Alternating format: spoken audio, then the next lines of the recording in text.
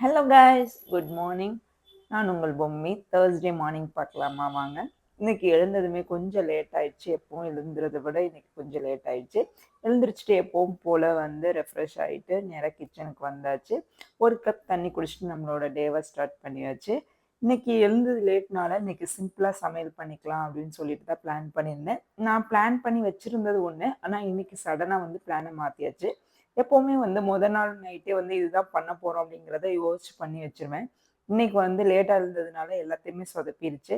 So சிம்பிளாக ரசமும் சொரக்காய் பொரியலும் பண்ணிடலாம் அப்படின்னு தான் பிளான். அதுதான் டக்குன்னு முடிச்சிடலாம் அப்படிங்கிறதுக்காக. ஸோ சொரக்காய் பொரியலுமே ரொம்ப சிம்பிளாக பண்ணிட்டேன்.